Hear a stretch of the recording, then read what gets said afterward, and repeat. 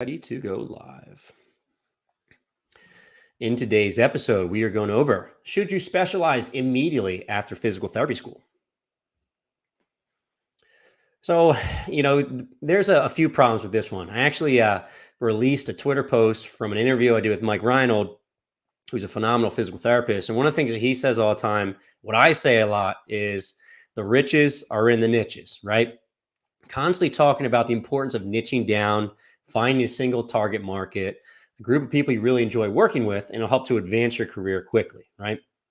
I actually got a lot of feedback. A lot of folks seem a little triggered by this. I got a lot of folks saying that's dumb. You shouldn't be doing that. Specializing is a bad idea. And I just wanted to kind of come back and speak a bit on that, hopefully clarify things a little bit. So I think the problem in a nutshell is that students graduate or they're getting close to graduating, right? And they're not really sure what they want to do quite yet, right? And I'm here saying riches are in the niches. You got to figure out what you want to do. So I think folks feel a little bit pressured. They're like, well, I'm not really ready yet. I'm not really sure if I want to specialize into something. And does that mean there's something wrong with me, right? I think the other part is that you really need a wide variety of knowledge to work in most physical therapy practices, okay? Most physical therapy practices from an outpatient setting are not super specialized. You see a very wide variety of folks, right? So the argument is if you skip that first step of trying to work in a very wide variety, right? You're staying in an outpatient clinic. You don't get all those reps right away the first few years outside of graduating, then you don't really become a well-rounded clinician, right? And the thing is, when you niche down, that's going to narrow your focus into one specialty, right? And that's going to make sure you're not very good at a lot of other things, right? So I can see why that's a bit of a problem. Folks get a little bit confused there and have to wrap their head around that entire idea. Today, we're going to talk about the pros and cons of each of these decisions. So the pros of specializing, the cons of specializing. Basically, how do you make a choice for yourself, right? Once you've made that choice, then what's your long-term planning look like? Because it's not like you have to specialize for the rest of your life. You don't have to start there, right? And the last piece is something I do a lot of is that you can always tweak your career over the course of time. It's not like you have to do the same thing over and over again until you die, right? So let's first go over the pros and cons of specializing, okay? Now let's talk about two examples. So for me, when I first started out of physical therapy school, I was in an outpatient setting. And I would say we actually saw a bit more sports than most places, but it was your typical outpatient setting. So the majority of folks that you end up working with are going to be over the age of 50, right? Lots of geriatrics, few athletes, a couple a day, usually every day. But generally speaking, that's not the large majority of folks you work with. I worked with everything. So I worked with, let's say, stroke patients to total knees, total hips, like we all see. But I also was treating TMJ, concussion patients, weird post-op surgeries, reverse total shoulder replacements, weird cartilage surgeries in the knee. It was a really cool experience. And it was a huge variety, right? I wasn't really prepared for the breadth of knowledge I needed to have once I graduated. Let's compare this to one of my colleagues like Mike Scaduto. So I work at Champion Physical Therapy Performance, and Mike Scaduto, he actually started his PT career in Champion, and we're very specialized, right? So he started seeing primarily baseball as soon as he graduated, right? Didn't have that experience seeing lots and lots and lots of physical therapists, or lots and lots of different types of patients. And there's pros and cons to each of these, right? So let's start off with some of these pros, okay? And I am pro niching down, right? I'll start with that. So that's my bias. So first and foremost, you really do fast track yourself in a given niche, right? If you're working with powerlifters every single day, you're going to get extremely, extremely good at working with powerlifters just because you're seeing them so frequently, right?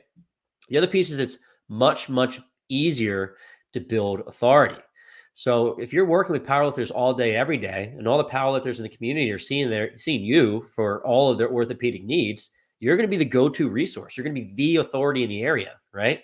As opposed to like 90% of your patients are not powerlifters. Maybe you see a couple every single day, right? But you're not seeing enough in the area to become that authority. It takes longer, or potentially you don't get there, right? I think the other piece is you generally have better outcomes, right? A lot of these, you can make this argument that general physical therapy is what most folks need, and everyone's going to kind of get better regardless of what you give them. Like, I get that argument, right? I think the other part is that if you don't know the specifics of something like, let's say, baseball, right? So if you don't know about things like pitch counts, right? If you don't know about return to throw programs, you don't know about, let's say, total arc, right? Knowing how much strength you need, external rotation versus internal rotation, knowing at least baseline mechanics of pitching, right? How the sport is played and the demands of the sport. I really don't feel like you're going to be as good as someone who really knows that. Okay. There's a lot of nuances there going to make you much, much better. So you're going to get that when you specialize. Okay. The other thing that's a little bit intangible that we don't think about always until we actually get in the mud and start getting in the trenches is that if you're not working with the population you like working with, that's kind of a rough day, right? So if you're not specializing, if you're not actively working towards a population that you want to start working towards, that kind of stinks. Okay. And that's a little bit of an intangible thing that I think we take for granted when you actually work in the population you like and enjoy. I forget what it's like to work in a standard outpatient setting because I do that every single day. So one of the pros is you'll probably end up enjoying your schedule a little bit more, right? Let's talk a bit about the cons because I can definitely see this as well. So for one, you're definitely not as well-rounded, okay? When I was in an outpatient setting, I was seeing so much stuff, right? And it was cool because I was like, Don Reagan told me this once, right? He's like, you know what? I feel so good and so well-rounded that if you put me in a helicopter and drop me off on an island with a bunch of patients, I'd be able to treat every single one of them, right? And you kind of get that knowledge working in a standard outpatient clinic because you get so used to treating so many things. When I was at my clinic, people asked me like, hey, you want to, treat this stroke patient? I'm like, yeah, sure. Throw on my schedule. It's like, oh, we have someone with TMJ problems. You want to treat them? Like, yeah, throw it on my schedule. Yeah, I'll do it. We got this person that has this weird disorder. We don't even know what's going on. You want to try to take a crack at it? Yeah, I definitely would, So for me, it's like, I really enjoyed that. And I think that gave me a lot of benefit over the course of time. Right. And if you don't do that, you won't have that if you specialize right away. So that's a little unfortunate. That's a, negative side effect. The other con is that you can't decide what population you enjoy the most unless you actually immerse yourself in a lot of populations, right?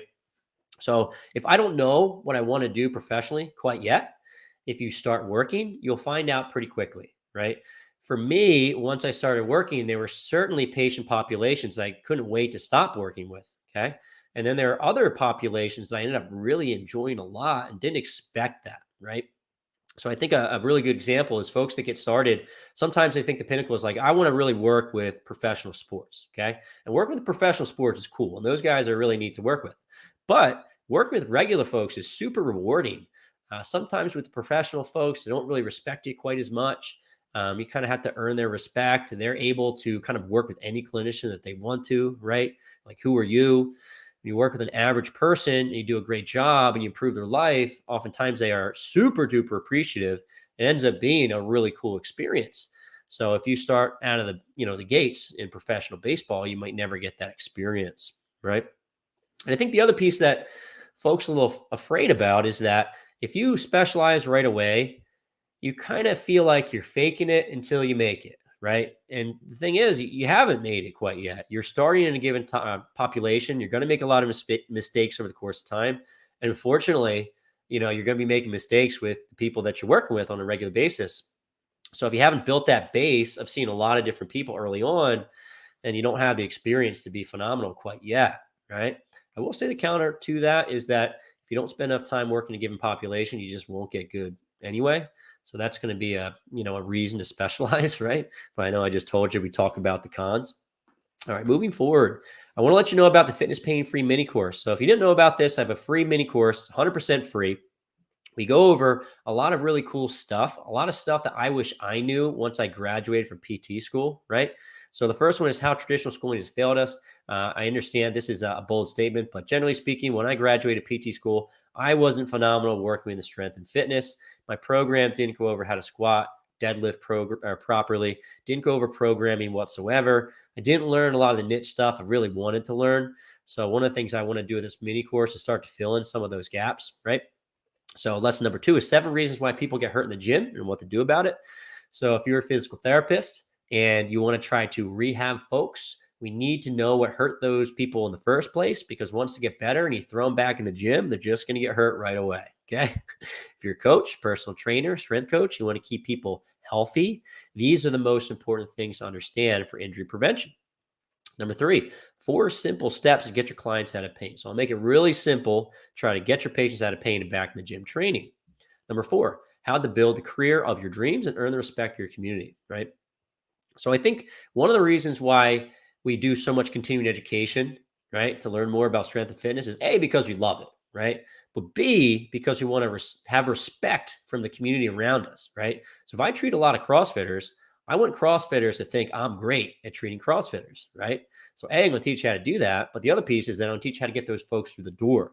Because if you're really good at doing it, but 90% of your clients are still geriatrics, then you're not really going to love your day to day, right? So I'm going to leave that link in the show notes. You guys can check it out. Once again, it's 100% free. And the other thing I want to talk about is a fitness pain-free certification. So this is by far the largest course I have for you guys out there. And it opens 4 times per year, right? January, March, and then the fall and the winter. And it's only open for 1 week at a time. Next enrollment period starts in the beginning of January, right? And if you sign up for the mini course, you'll automatically be enrolled into the pre-sale list where you can save $300 off the certification. And then you get early access as well.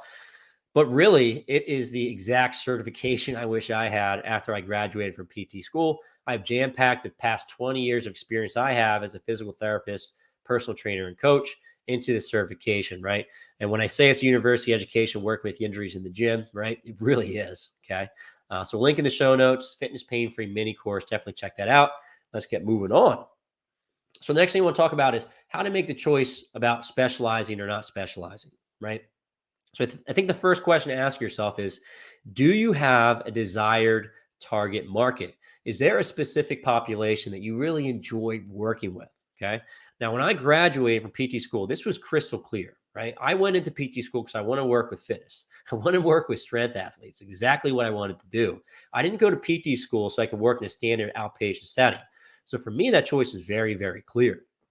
Now, if you're not sure if that's clear yet, then maybe it would be a good idea to spend a little bit of time learning that in a standard outpatient clinic. Second question to ask yourself is, do you feel like you need more reps before you start niching down? So are you that person is not 100% certain quite yet if you have the experience that you need to start working with folks in the gym, right, in a specific patient population, certain sport, whatever that is? If you need the reps, then maybe you need to spend a little more time in a more busy clinic. Maybe you need to have some really good mentors around you, increase your skills a little bit, increase your experience. So then when you make that transition, you really will be that expert, right? The next thing is, do you like your current patient panel? This one's hilarious to me, right? And, some days when I used to go into work in my old job, I would have to amp myself up, be like, hey, Dan, you got to be a good clinician today. It's going to be all right. Just get through the day, right? It's going to be tough, but you can do it, right? Just do their best job, right? I have these mantras, but you can see it was pretty obvious. I didn't really love my patient panel at the time. I actually think I got a lot out of my first job. Thought it was phenomenal, but I got to tell you, it wasn't ideal. I didn't look at my patient schedule. It was like, yes, it's going to be a great day. It was like, oh God, 8:30 a.m. and 2 p.m. is going to be rough. I can just get through those, then I'll kind of cruise through. But oh man, my 4:30 is going to be tough, right? So if you don't like your current patient panel, that's maybe a reason to start thinking, maybe I need to niche down, start working with more people I really like working with, right? And then the other one to think about is, do you feel like you have enough experience working in the population you enjoy working with, right? And this is a bit of, a conundrum, right? Because if you don't feel like you have the experience that you need, you can work into more of an outpatient setting that's more broad, right? Because you get a lot of reps in working with folks. The second piece is you're maybe not getting the best reps in. It's not like you're working with that target population you love working with, right? So, here's the thing. If you don't specialize, that's an opportunity cost, right? So if you're going to be spending more time working with geriatrics and seeing more patients, that's time that you could have spent seeing the population you love and getting really, really good at that, okay? And I think for a lot of folks, the reason why they don't start niching down is because of their own beliefs. They feel like they can't do a good job quite yet. But here's the correlate. Here's the opposing viewpoint. If you don't start working with that target population, you're not going to start getting good at it, right? So I think it behooves you to move quickly to that population despite not feeling especially comfortable there, all right?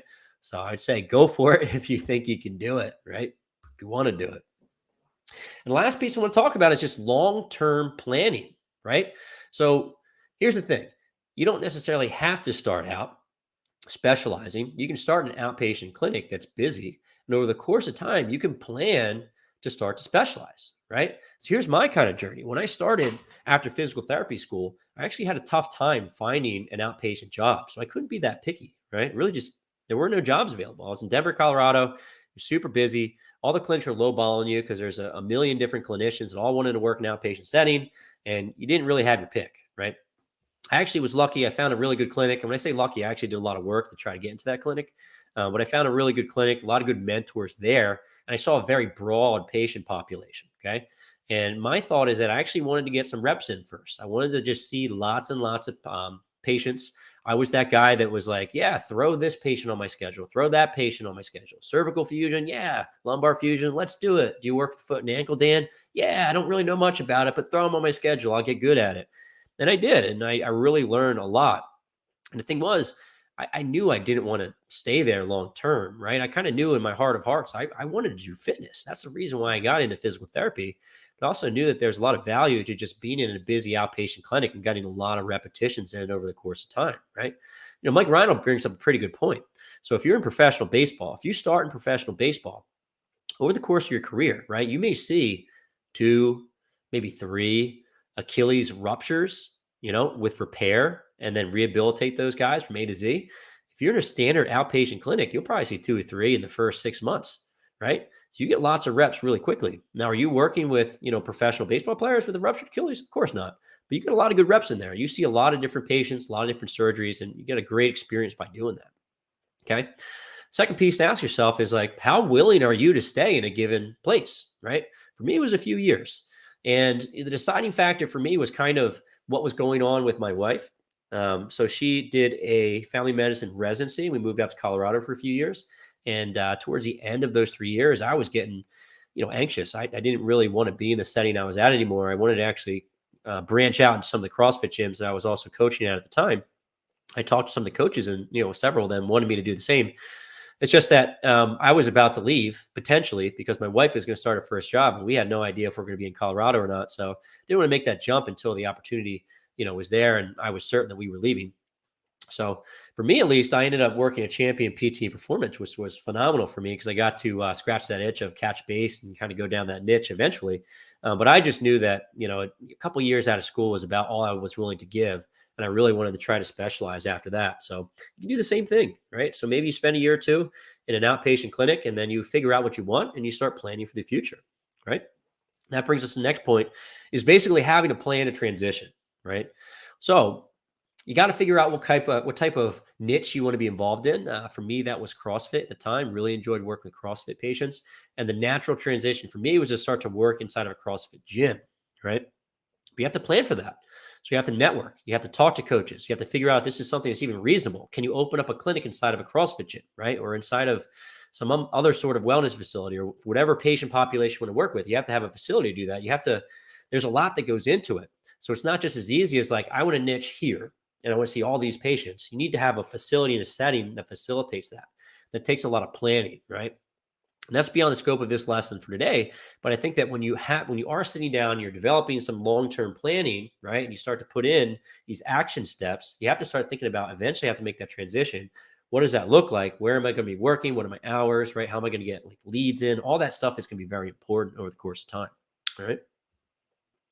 And the last piece is that you can tweak your career over the course of time, right? So I'm about a decade in as a physical therapist. I've been working in the fitness industry for about 2 decades now. And I am constantly tweaking what I do on a regular basis. At the end of every year, I usually sit down and I'm like, hey, can I optimize things? Do I like what I'm doing? Can I tweak things a little bit? That's very reasonable. You don't have to stay in one place for the rest of your life, right? So a couple questions that you can ask yourself is, do I like my patient population? Am I enjoying my day-to-day, right? Am I enjoying the setting that I'm working at right now? Do I like that my gym doesn't have a squat rack or doesn't have a pull-up bar? Do I wish I had one of those things? Can I change that? Can I talk to my boss and see if I can get that? If not, maybe I think about starting to change to a different setting. Maybe I want a variety of settings, okay?